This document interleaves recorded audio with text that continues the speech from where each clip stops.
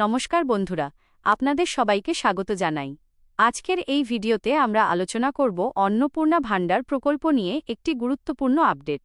অনেকেই জানতে চাইছেন আগস্ট মাসের টাকা কবে আসবে, 4 আগস্ট টাকা পাওয়া যাবে কি না, ভেরিফিকেশন কেন করা হচ্ছে এবং যাদের এখনও টাকা আসেনি তাদের কি করা উচিত। এই ভিডিওতে সব বিষয় সহজ ভাষায় তুলে ধরব, তাই ভিডিওটি শেষ পর্যন্ত দেখবেন। বন্ধুরা, গত কয়েকদিন ধরে অন্নপূর্ণা ভাণ্ডার নিয়ে বিভিন্ন ধরনের খবর সোশ্যাল মিডিয়ায় ছড়িয়ে পড়েছে। কেউ বলছেন 4 আগস্ট থেকেই টাকা ব্যাংক অ্যাকাউন্টে জমা হবে, আবার কেউ বলছেন এই মাসে টাকা দেওয়া বন্ধ থাকবে। এই ধরনের খবর দেখে অনেকেই বিভ্রান্ত হয়ে পড়েছেন। সবার আগে একটি বিষয় পরিষ্কার করে দিই, শুধুমাত্র সোশ্যাল মিডিয়ার পোস্ট বা হোয়াটসঅ্যাপ ফরওয়ার্ড দেখে কোনো সিদ্ধান্ত নেবেন না। সরকার বা সংশ্লিষ্ট দপ্তরের পক্ষ থেকে যে তথ্য প্রকাশ করা হয় সেটিকেই সবচেয়ে বেশি গুরুত্ব দিন। এখন আসি ভেরিফিকেশনের বিষয়ে। বিভিন্ন জায়গা থেকে জানা যাচ্ছে যে অনেক উপভোক্তার তথ্য যাচাই করার কাজ চলছে।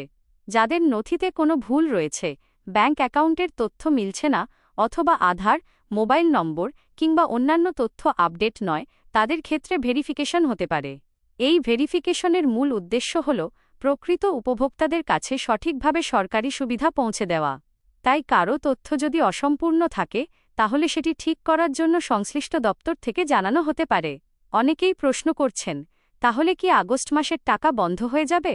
এই প্রশ্নের উত্তর হল, এমন কোনো সরকারি ঘোষণা প্রকাশিত হলে তবেই সেটিকে নিশ্চিত বলা যাবে। ভেরিফিকেশন চলার অর্থ এই নয় যে প্রত্যেকের টাকা বন্ধ হয়ে যাবে। অনেক ক্ষেত্রেই যাচাইয়ের কাজ চলার পাশাপাশি পেমেন্টও ধাপে ধাপে দেওয়া হয়।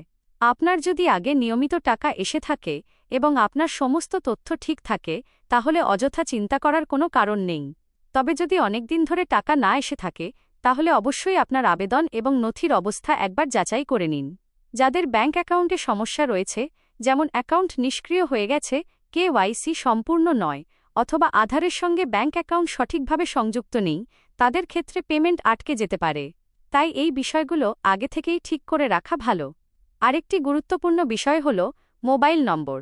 যদি আপনার আবেদনপত্রে দেওয়া মোবাইল নম্বর পরিবর্তন হয়ে থাকে, তাহলে সুযোগ থাকলে সেটিও আপডেট করে নিন।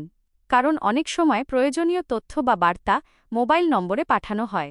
বন্ধুরা, অনেক দর্শক কমেন্ট করছেন যে তাদের প্রতিবেশীর টাকা এসেছে কিন্তু তাদের আসেনি। এমন পরিস্থিতি হওয়া অস্বাভাবিক নয়।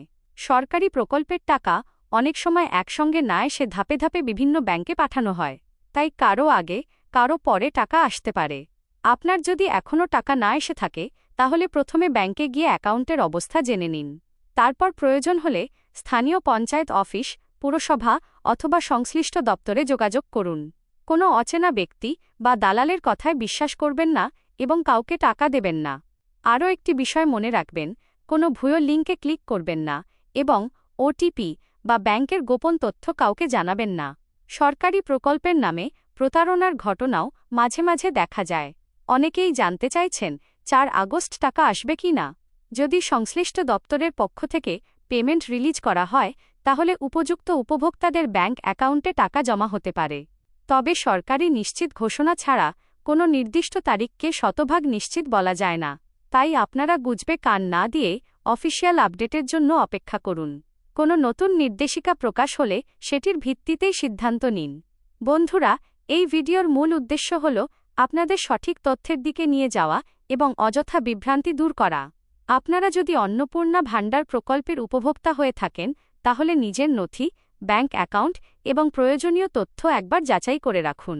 এতে ভবিষ্যতে কোনো সমস্যা হলে দ্রুত সমাধান করা সহজ হবে। ভিডিওটি যদি আপনাদের ভালো লেগে থাকে, তাহলে একটি লাইক করবেন।